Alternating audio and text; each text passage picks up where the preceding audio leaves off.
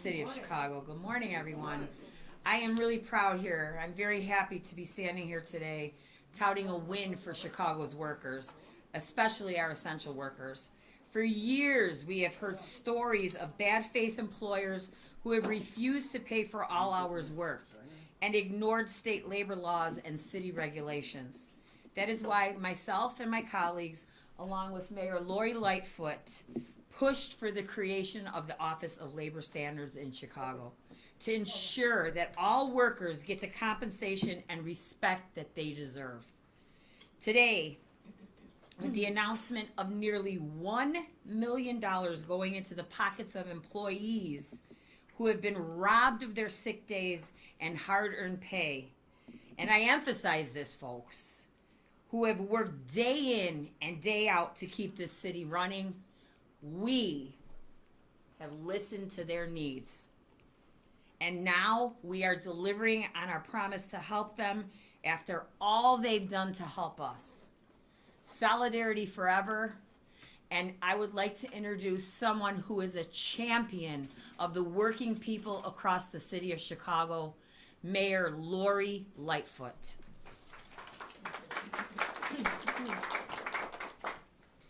Thank you, Alderwoman Sue Sadlowski-Garza. Let me return a compliment. Sue grew up in a family that understood the necessity of supporting workers in this city, and that's in her DNA. And she has led this fight to City Council, and particularly as the chair of the Workforce Committee. So Sue, thank you so much for your partnership, all of your hard work, constantly being our conscience on all things related to working families in this city. Thank you. Thank you. We owe you a debt of thanks. Good morning, everyone, and thank you for being here. In addition to Alderwoman Garza, let me also recognize Business Affairs and Consumer Protection Commissioner Rosa Escarino.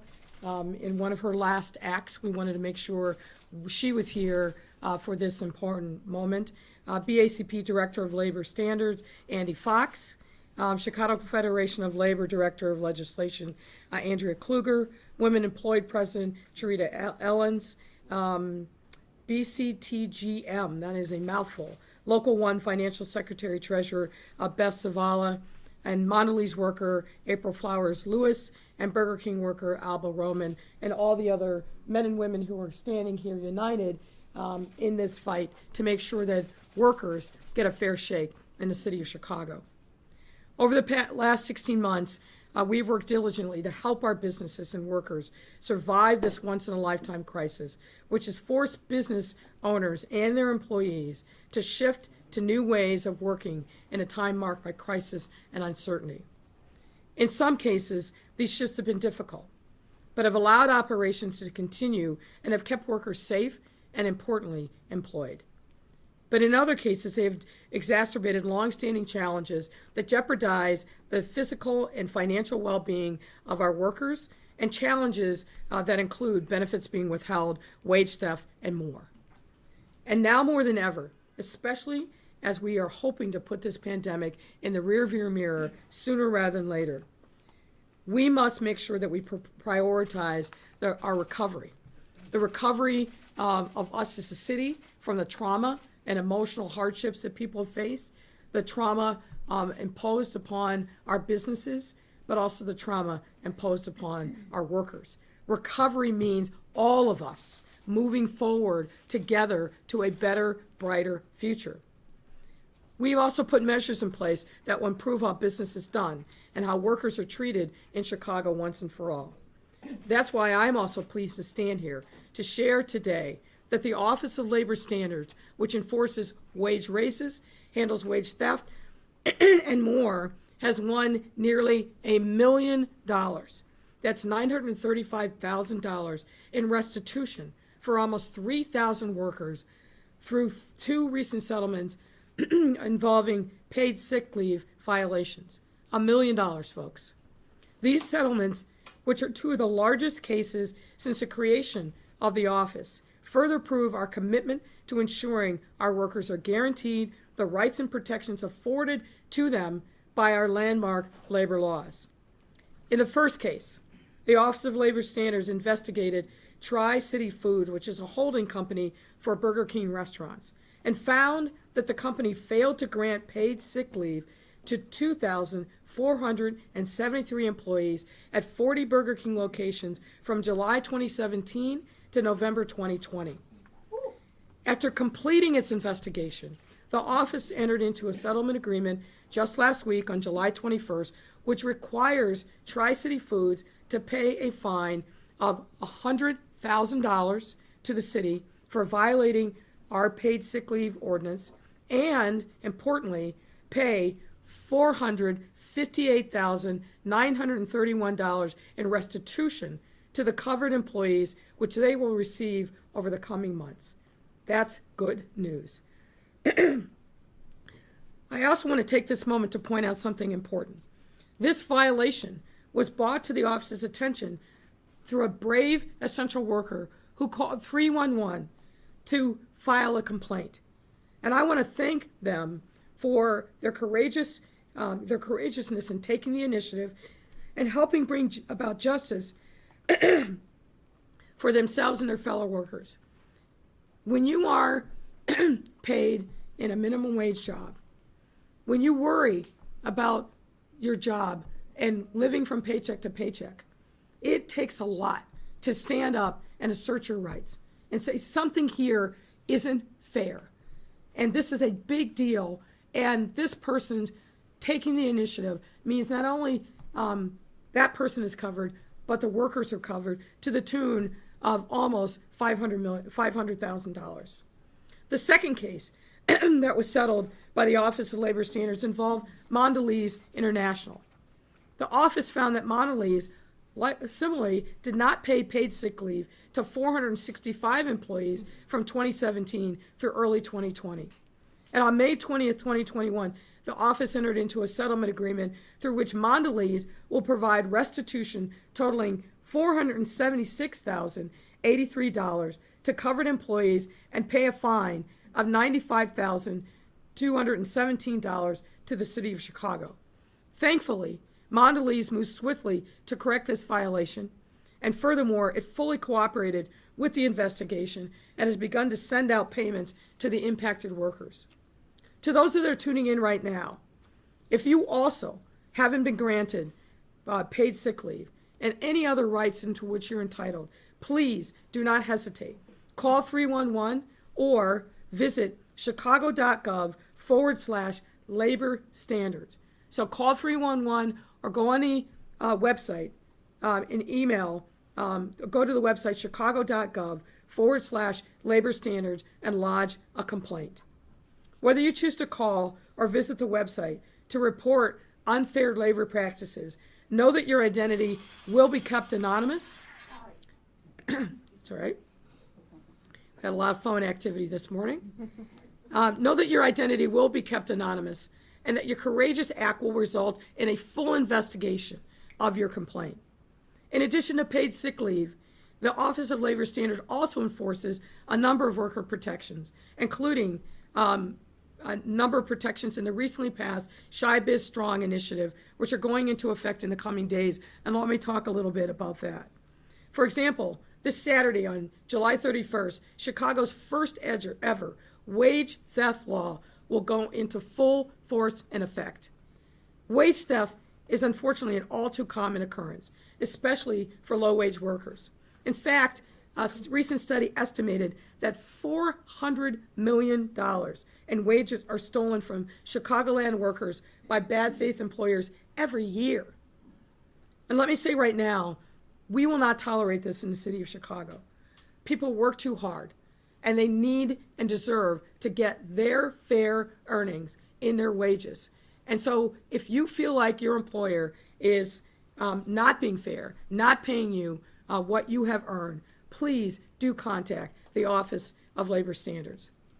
With this new law in place regarding wage theft, the Office of Labor Standards will be granted with even greater ability to prevent wage theft and recoup stolen wages. Additionally, just one day later, on August 1st, the paid sick leave ordinance will be expanded to allow workers to use accrued paid sick leave to take time off to care for a loved one, a family member, for any reason, and particularly when one is suffering from health or behavioral health issues. Also on August 1st, the minimum wage ordinance will be enhanced for all domestic workers, going up to $15 an hour and putting them on par with every other classification of workers. And to ensure that workers in chain businesses are paid the correct minimum wage. Chicago has and always will be a city that is welcoming to the working families. Working families built this city.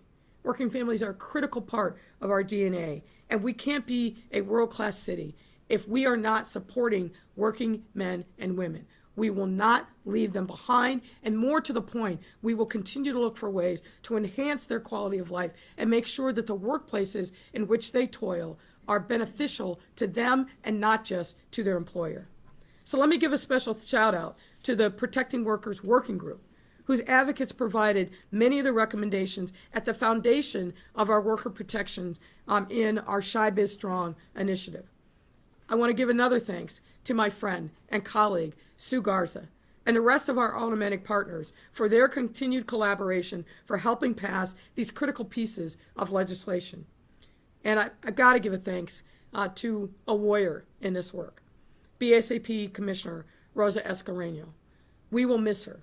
35 years of service. And over the last 16 months, I'm sure it felt like 35 years in that compressed period of time. But I need to tell you that Rosa Escarino and her team have been unbelievably fearless. Not only translating the various iterations of our various COVID-19 protections and how they impacted businesses, being there on the cutting edge, hosting webinars, going out into neighborhoods, making sure that she and her team had an ear to the ground for these businesses to figure out more and enhance ways in which we can support them, but also being there for the workers. So, Rosa, I said this before, and I'll say it again. You're an incredible warrior. You have a heart for the people. You're a great public servant, and we will miss you. So thank you. So the rest of the BACP team knows that they've got to step up their game, big shoes to fill, and I have every confidence that they will fill it, starting with Director Andy Fox. Andy, you've done a phenomenal job. Sometimes fly under the radar screen, but this is a great day because of your hard work and the work of your team and making sure that we are standing up for working people in the city and doing the right thing because it's the right thing to do. So thank you, Andy, for all of your work. I also have to thank our partners in labor for always putting the needs of the workers first and bringing resources to bear to fulfill those needs. Sometimes people say, well, organized labor makes more than minimum wage. Organized labor has fair schedules. Why are they in this fight? They're in this fight because they know from whence they came. They're in this fight because they understand that when we raise the floor for workers' rights and we provide better wages and income and better workplaces for all workers, it helps everyone. And organized labor has understood the necessity of that, been our partner, challenged us, and we will continue down this road together. So thank you so much for the CFL and all the other members of organized labor who've been standing shoulder to shoulder with us in this fight. And last but absolutely not least, I want to give a huge thank to the workers in our city, particularly the workers who are here with us now, but also the workers who are going to benefit from all of the things that we have put in place on their behalf. It's hard to be a worker that isn't in a union shop, that is scrambling to make sure that you can make ends meet, that's living from paycheck to paycheck and putting together multiple jobs. I know this personally. That is the life that my parents lived their entire working life. I feel this deeply. And so it's important for me that we never lose sight of the fact that what we do in government is to serve the people. And our workers are an essential part of who we are as a city. So I want to say on behalf of the city and as your mayor, we'll always be here for you. We will always make sure that you can stand tall, that you will be able to take care of your families, and that you are part of our economic recovery, pure and simple. So today's announcement shows our deep commitment to standing up for workers and builds off of a number of other efforts. raising the minimum wage, the Fair Work Week legislation, all the COVID anti-retaliation ordinances that we put into place. We have been here. We will continue to be here. This is a great day for our workers, and thank you so much, Andy and the team, for all your hard work. Let me yield the floor to Rosa Escarino, who will be followed by Andy Fox, and then we're going to hear from some of the unions and the workers themselves. Rosa. So, Mayor, I just want to say thank you. Sorry. Thank you. So, I always have this with my earring. That's why sometimes I just let it hang. Right? Just let it hang. Yeah. So, Mayor, I just want to say thank you for your confidence and for the vision and for providing us that framework and focus our attention to the things that really need attention, like protection of workers. So thank you for your confidence. Thank you for allowing me to serve under your leadership. Well, it's been a pleasure. Thank you. It's been a pleasure. So let it hang, huh? Thank you, everybody. Good morning. My name is Rosa Escarino, and I'm the Commissioner for the Department of Business Affairs and Consumer Protection. And as I conclude my more than 30 years of service to the residents of Chicago, I could not be more proud to end my journey at the city with this announcement, specifically because it's about protecting and supporting working families in Chicago. Families like mine, like the family I grew up in, a mom that had been widowed with 6 children, waking up every single day at 5 in the morning to head on her, walk to work a couple of miles out because she needed her job to support her family. So for me, this is more than just about, government work. This is personal. This is about making sure that we're doing everything to support our working families who have children to raise, who have food that they have to put on the table. So thank you. And so during my time here, yes, I, along with my team, have worked to help the business community to really work with our chamber partners and to ensure that we were, especially during the past year, doing everything we could to put our city forward and get our city back up and running. And so I look back, on my years of service and know that what we are doing today, by not only talking about the policies and the programs that we've established, but really the proving that compliance and ensuring that those policies and laws are adhered to, and building a team to ensure that we are listening to the residents, like that 311 caller that called to say, look, this is not happening, even though you passed this legislation. So it is important for us as government to step in and listen to the workers, to listen to the people of Chicago, and to be a better government so that our city can grow and be prosperous. And so, again, I just want to thank the mayor for her leadership and really standing strong for workers. And just imagine, in the past 2 years, we have become the only city in the Midwest to provide a minimum wage. Just imagine, Chicago today, every worker must earn 5 days of paid sick leave. Just imagine, workers today have a predictable and fair schedule so that mothers and parents can actually plan their days going to work. So just imagine that we are going to be able to protect wage theft. Imagine those things. Over the last couple years, what a wonderful time it is for workers here in Chicago. What a great way to show that Chicago and the Chicago economy will be stronger and can lead, be a leader and can be a model for other cities. And for those workers, near or far, who may not be seeing these benefits, Chicago is the place for you.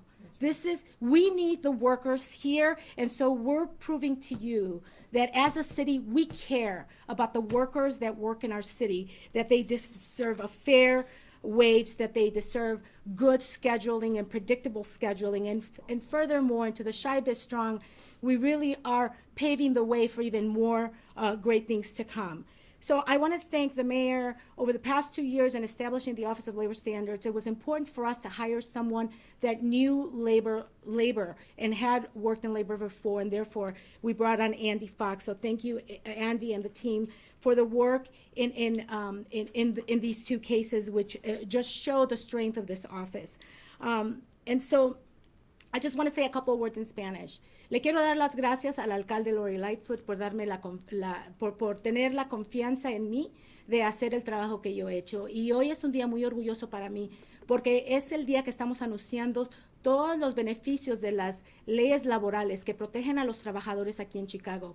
Y para personas como mi mamá, que se levantaba a las 5 de la mañana para proteger y apoyar y soportar a su familia. Hay tantos trabajadores allá afuera que necesitan estas leyes que los protejan y les traigan los beneficios para que Chicago sea una ciudad de trabajadores, una ciudad más progresadora, y queremos seguir con pasos adelante. Con eso le doy las gracias a todos ustedes por darme la oportunidad de servirlos a todos ustedes. Con esto, now I want to turn it over to Andy Fox, who is our Director of Labor Standards, and thank you to the media for all these years of putting up with me and for just being gracious to me during this time. Thank you. Andy?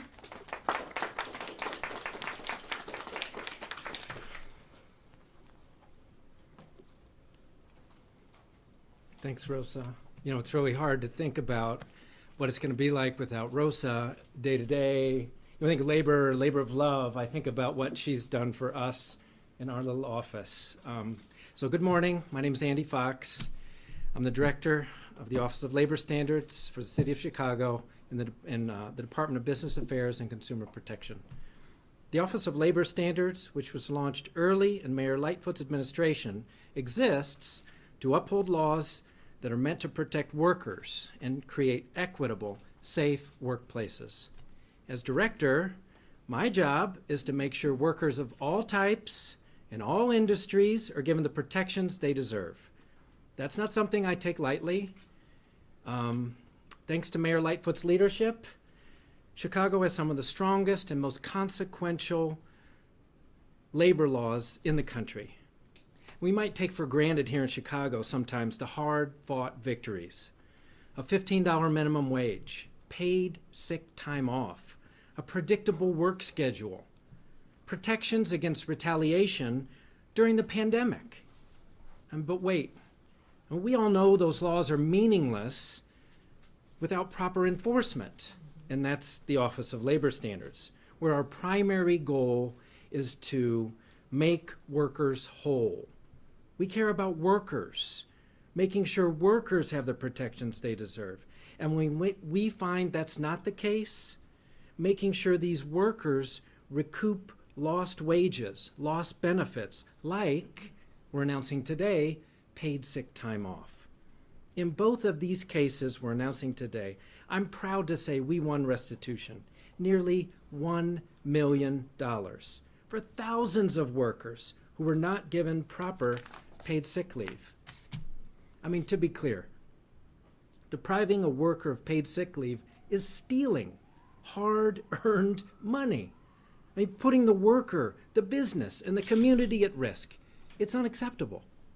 In the case of Tri-City Foods, to think that during the pandemic, these essential fast food frontline workers working in cramped conditions weren't able to take sick days, to care for their families, to stay at home to protect themselves and others. It's upsetting. Or, worse, they stayed at home and weren't paid. That is what motivates our office. Even in large cases like this, for workers, restitution is more important than fines. And from here forward, these companies, and hopefully others who listen, will provide proper paid sick leave. I hope Chicago's businesses will take this announcement as a message. Labor laws are not optional. We will hold you accountable. To the workers, we see you, we hear you. We are a call and an email away. We want to help. Before I close, I want to take a minute to thank Commissioner Rosa Escarino. On the eve of her well-deserved retirement. It's been an honor working for you, with you, every step of the way from the first day we launched this office. Rosa was zooming along with us nearly 2 years ago today. So, thank you. Chicago's businesses and workers have lost their fiercest advocate, but we will keep fighting to make sure your legacy lives on. Thank you, Commissioner. Now I'd like to introduce our next speaker, BCTGM, Local 1 Financial Secretary Treasurer Beth Zavala. And FYI, Beth pushed the office to deliver and held us accountable throughout the process.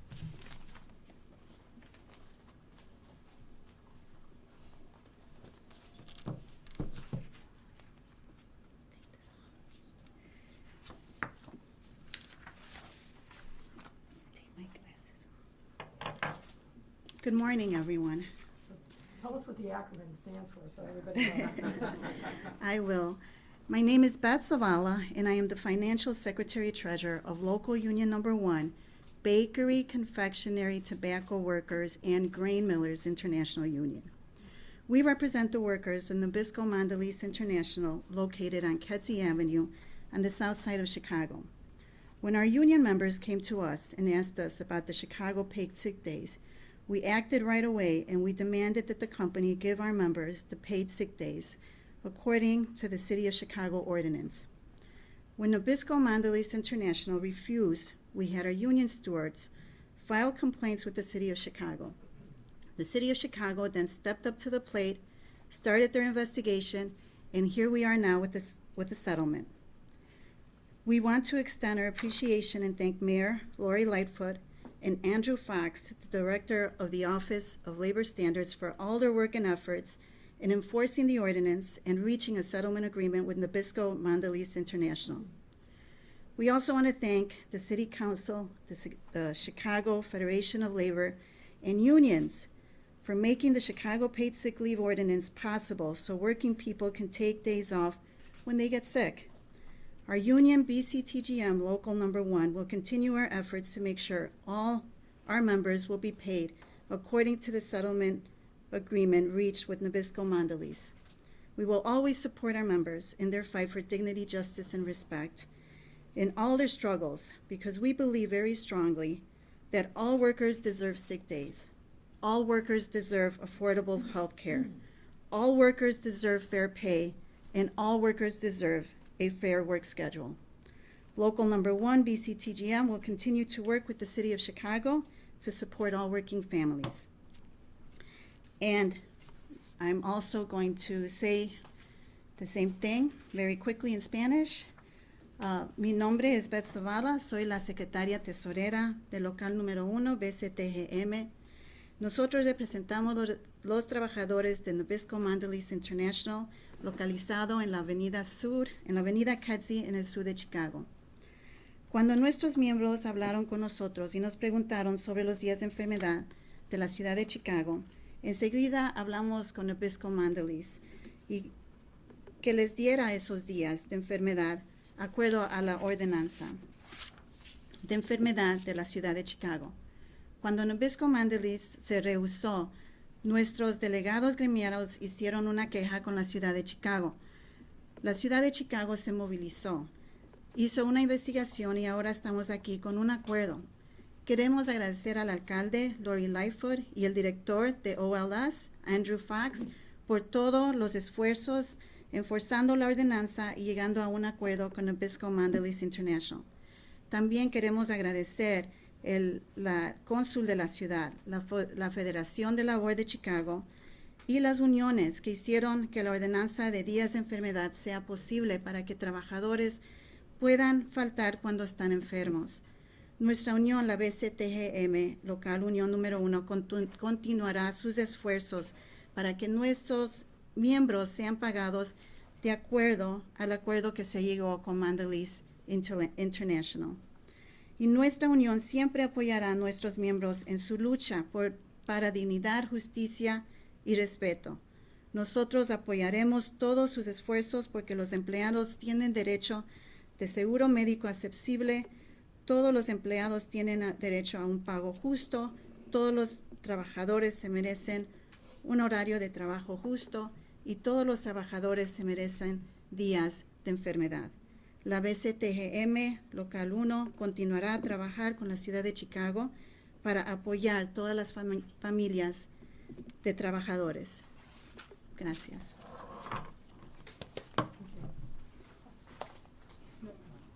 Okay.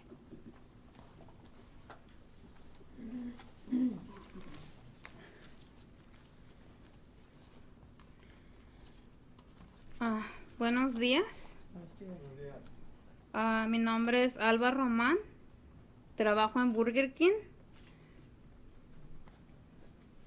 Soy líder en la lucha por 15 y una unión. He trabajado 18 años en comida rápida. Good morning, everyone. My name is Alba Roman. I work at Burger King and I'm a leader in the Fight for 15 and the union. I've worked 18 years in fast food. Ahora mismo estoy en uno de los Tri-City Burger King que no nos pagó por tiempo de enfermedad. Durante demasiado tiempo no me pagaron por un día de enfermedad y en ocasiones fui obligada a trabajar enferma porque no podía permitir fallar al trabajo. I'm currently working at one of the Tri-City Burger Kings that failed to pay us for our sick leave. For too long, I wasn't compensated for a sick day and at times forced to go into work sick because I can't afford to miss work. Soy diabética y como no tenemos seguro médico, tengo que pagar todos mis medicamentos de mi bolsillo. Tengo que trabajar aun cuando no me siento bien. I'm diabetic and would have to come into work even when I didn't feel my best. We don't get health insurance, so I'm forced to pay for all of my medication out of my pocket. I have to work. Ahora más que nunca, vemos la necesidad de mejores protecciones y beneficios en el trabajo.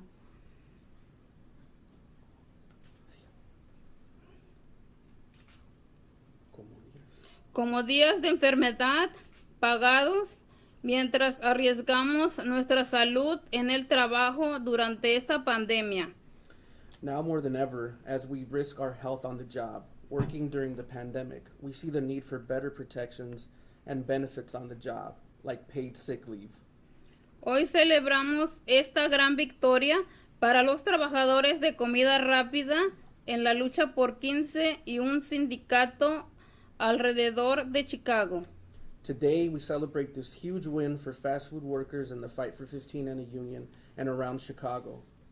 Nosotros en la lucha por 15 y un sindicato sabemos la importancia de hablar y alzar la alarma a compañías como Burger King por no seguir las reglas. We in the Fight for 15 and the union know the importance of speaking out and calling companies like Burger King out for not playing by the rules. Gracias a Andy de la Oficina de Normas Laborales y a la alcaldesa Lightfoot por invitarme aquí en nombre de todos los trabajadores de comida rápida de Chicago. Thank you to Andy at the Office of Labor Standards and Mayor Lightfoot for inviting me here on behalf of all of the fast food workers across Chicago.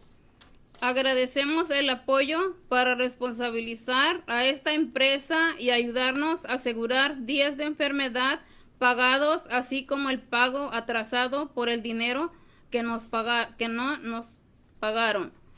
We appreciate the support in holding this company accountable and helping us secure the paid sick leave we're entitled to, as well as back pay for the money they intentionally withheld from us. Este es otro ejemplo más de por qué los trabajadores necesitamos una voz en el trabajo a través de un sindicato. This is yet another example why workers need a voice on the job through a union. Esperamos seguir recibiendo el apoyo que necesitamos de los líderes aquí mientras seguiremos luchando por un futuro mejor para todos los trabajadores de la comida rápida. Gracias. We hope we continue getting the support we need from leaders here as we keep fighting for a better future for all fast food workers. Thank you.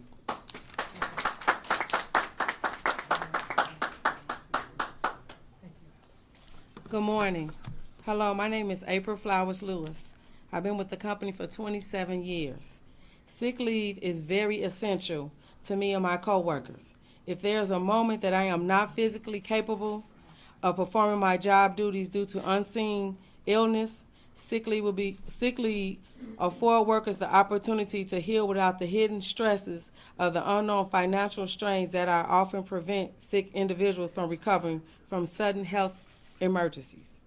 Secondly, sick days are also essential due to the physical wear and tear on our workers' contract on a daily basis due to being required, also known as forced to work, an additional 8 hours, added onto our schedule of 8 hours workday. In addition, sick days are essential when we are attempting to maintain good health, when needed for various doctor's appointments and health-related consultation. As a whole, no one should ever be forced to acquire an unhealthy body because our employers does not promote healthy work habits or healthy work conditions. We are very happy that we now have sick days, and our union will make sure every member is paid what they should be. We would like to thank Mayor Lightfoot, Laurie Lightfoot, the City of Chicago, and our union for supporting us to get the sick days we need, especially at this time when we are still in the middle of a pandemic. Thank you.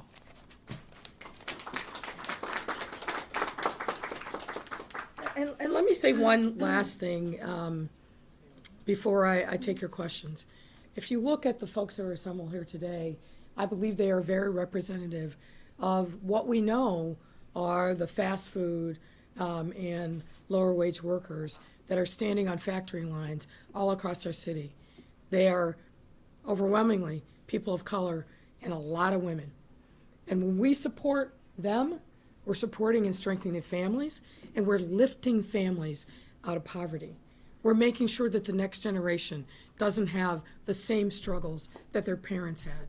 So this is really, really important for a host of reasons, but I also wanted to take note of study after study by noted economists knows that when we support women of color in the workplace, we're supporting the whole family and we're supporting our economy. Happy to take your questions. Thank you, Mayor. Members of the media, my colleague Alejandra has a microphone. 2 questions per reporter, please. Thank you very much. We'll start off with Craig, ABC 7. Good morning, Mayor. Just wondering, as we look ahead with Lala kicking off today, you have addressed concerns about COVID and all that on numerous occasions. But what about security? We've had, great problems with multiple people being shot, various parts of the city, sniper incidents that have, potentially happened at another hotel. What are your concerns about safety at Lollapalooza, and what does this plan look like to make sure that something tragic doesn't happen? Well, safety is a primary consideration when you see a gathering like this at any time, and certainly this year. I obviously won't go into all the particulars of the safety plan, but let me reassure you and members of the public that we have had very robust planning around safety for weeks, if not months, leading into the start of Lollapalooza today. Always learning the lessons from before. We went back and scrubbed the safety plans from 2 years ago, matched those up with what the realities were. You'll recall that there was a breach of a fence by some young people. We have double fencing. We had double fencing then, but also looking at any soft spots along the perimeter, but also in the surrounding area, looking at the high rises, talking to the hotels. So the safety plan has been really rigorously scrubbed, reinforced, and we've drilled on it over and over leading up till today. And the diligence that has to be required by CPD, by the security teams, and it's multiple teams that have been hired by the Lala organizers. We're working hand in glove. We have a unified command post that's set up. There are cameras everywhere. I feel very good about the security plan, but we've got to make sure that the plan is implemented, that we're diligent, that there's a feedback loop, and I'm confident that we will do that.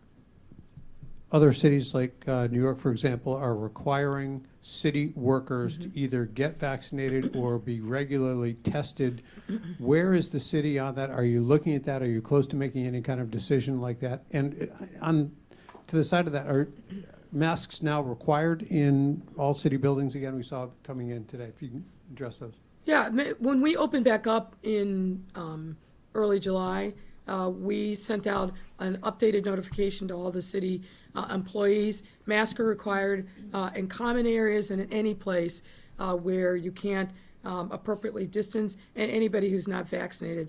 We are requiring them to wear a mask full time for their protection, but also for the protection of their work colleagues. Regarding vaccines and mandatory vaccines, this is something that we've been on our radar screen for quite a long time, really going back into the spring. We've had more recent conversations about it. We're starting the conversations with the public unions that represent city workers, and we'll be making announcements soon. I don't have a particular date because we need to make sure that we have those conversations, but we're looking what's been done. New York, I think, was probably the first big city to come out with a mandate there. It's mandatory vaccines or weekly testing for those who are not vaccinated. The federal government, I think, has or will soon be making a declaration about mandatory vaccines. So we're looking at what's happening in other circumstances and crafting a strategy that works for Chicago, but we'll be making announcements shortly. Mayor, Dana Kozlov, CBS. Thank you. Hi, Mayor. Hi, how are you? Fine, thank you. Regarding the Chicago firefighter that was charged with rape and then allowed to stay on the job, in your statement yesterday, you called the fire department's initial response offensive, and you said there will now be additional training and a review of city policies when it comes to domestic violence and gender-based violence. Will the review of policies include implementing accountability, as many victims advocates say is absolutely necessary, and what might that look like? Well, obviously the individual who was criminally charged is entitled to his day in court, and obviously a presumption of innocence. Nonetheless, he's a city employee, and we have for a long time, certainly preceding my time as mayor, and I know this from my prior work at the police department, but also as the president of the Chicago Police Board. The criminal standards are one thing. There's a separate set of standards that must be met by any city employee. That's why in my conversations with the commissioner, I said a number of things. The comments that were made by the spokesman were deeply offensive to me, and I know to other people that I heard from across the city, both in and outside of city government. And let me be very clear about this. This is not 1970.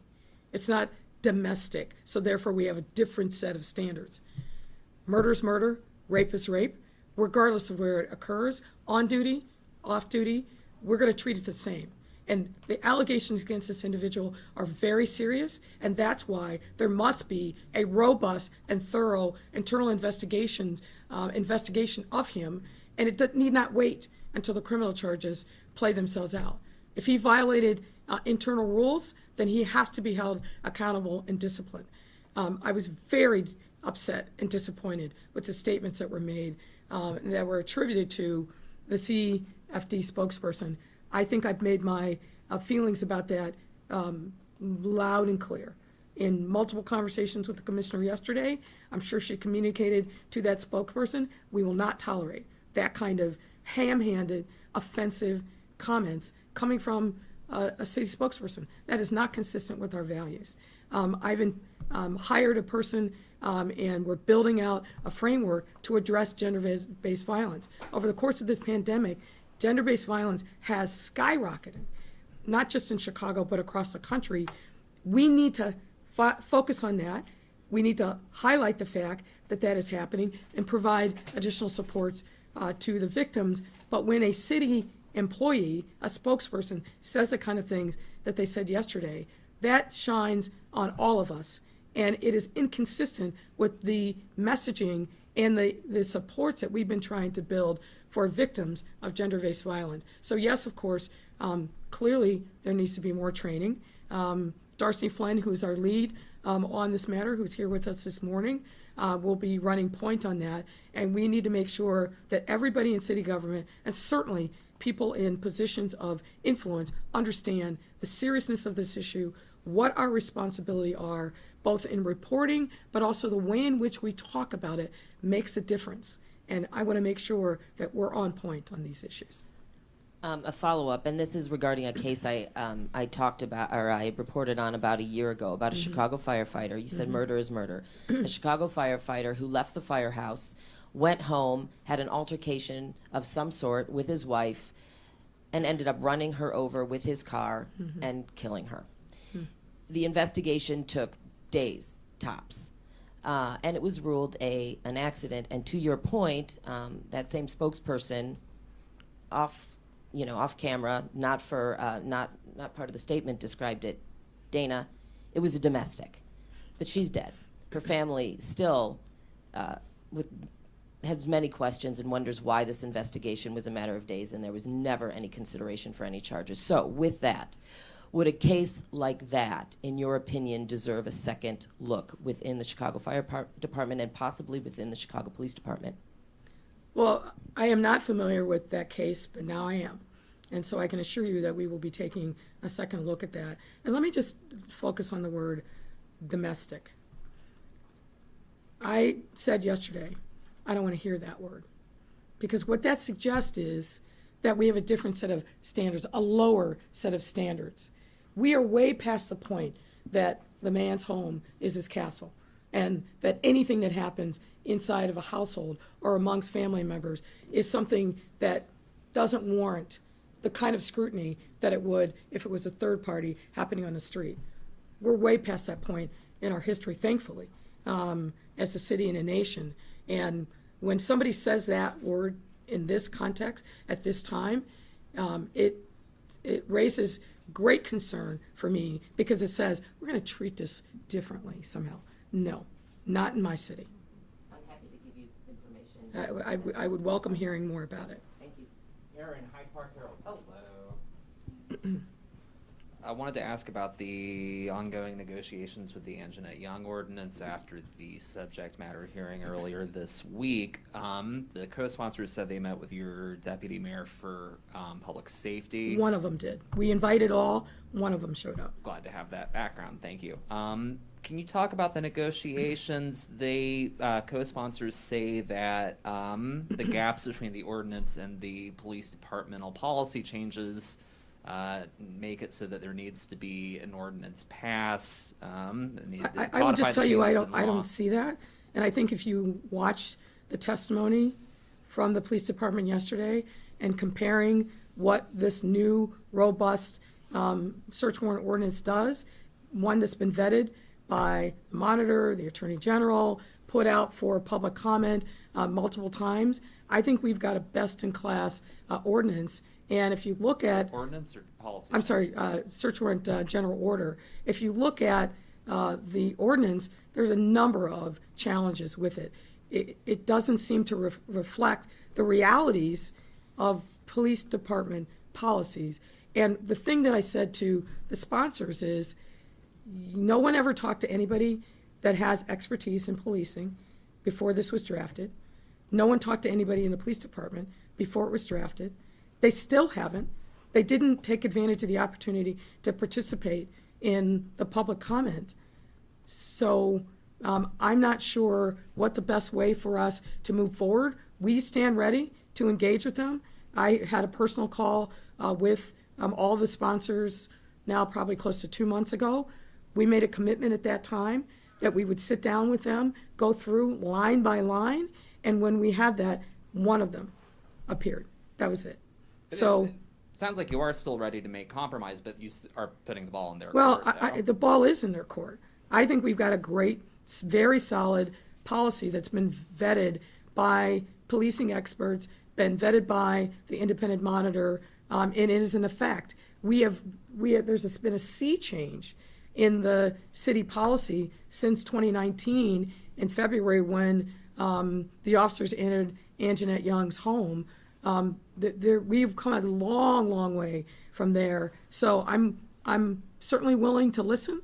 but they've got to come with some concrete recommendations on how we can better improve the existing policy, and I'm waiting to hear that from them. The second question may be best for the commissioner. Congratulations on your retirement, by the way. But it sounds like from what I'm hearing right now, the infractions that are investigated have to be reported by the workers themselves. And I get that they can be done anonymously and that kind of thing, but I wonder, I mean, is there any way that the city is going out and investigating, and just, best practices, watchdog kind of role to see if any of these, employers are committing infractions just as part of due diligence? It is, I would imagine, very intimidating for employers to have to reach out on their own and that kind of thing.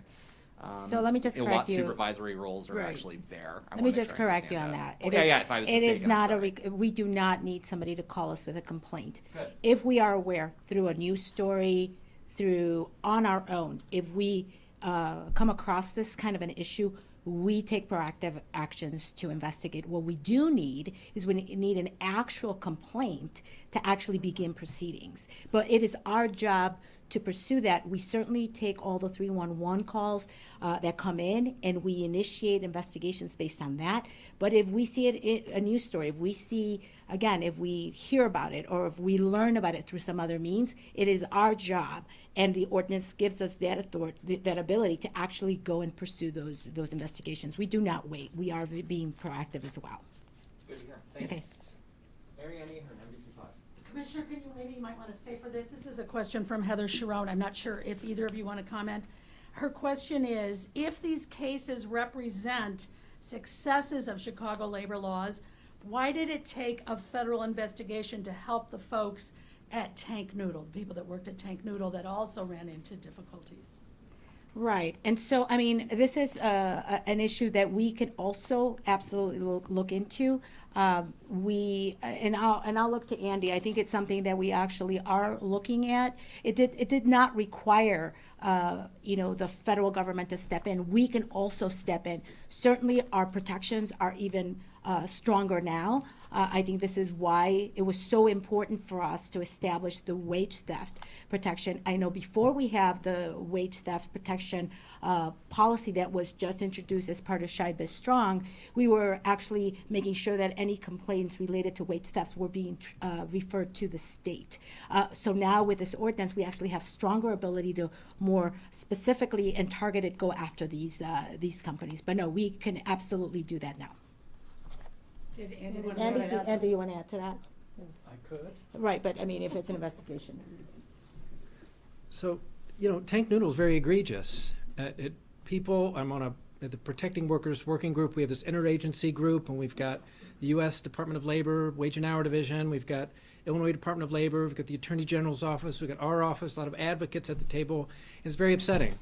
So first off, when we heard about it, we said, what's happening there? What can we do? And I'm pretty sure, having talked with the state Illinois Department of Labor, that they looked at it and, understanding that the federal government has put them through counsel and they're very lawyered up, like, well, how much more could we do?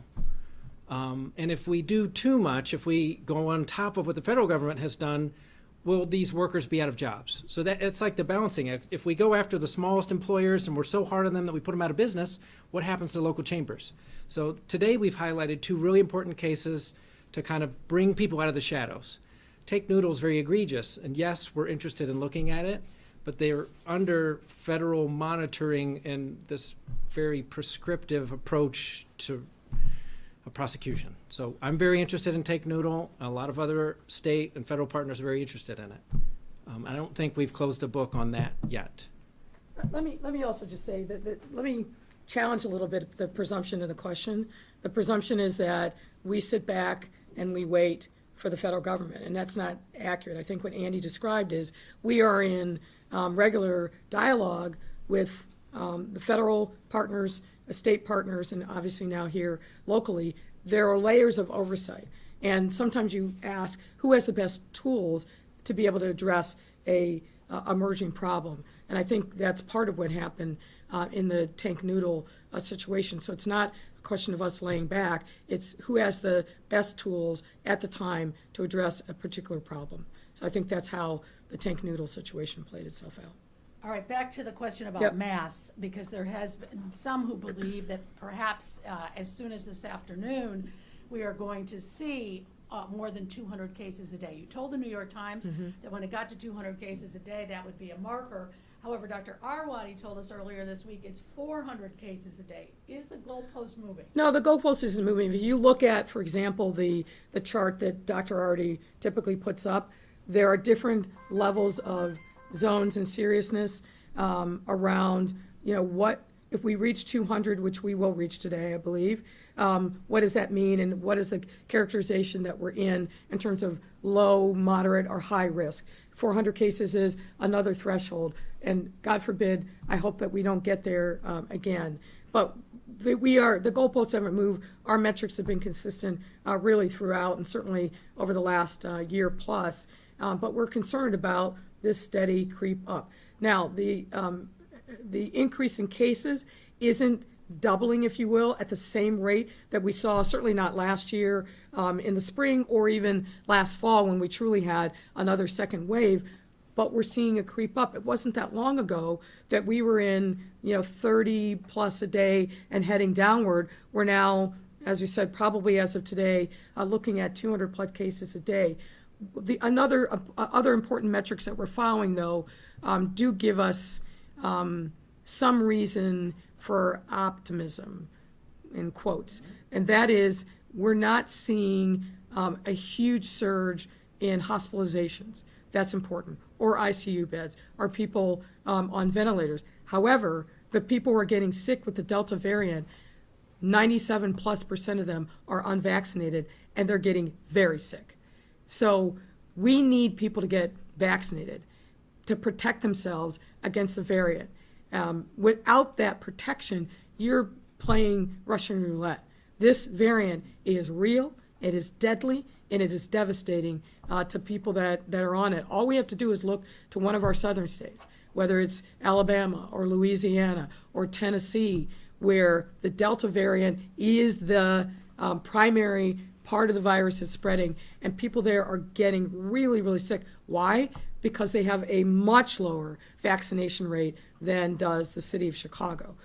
We're not out of the woods by any stretch of the imagination, but our metrics and the various zones that move from low risk to increasing risk, those haven't changed at all.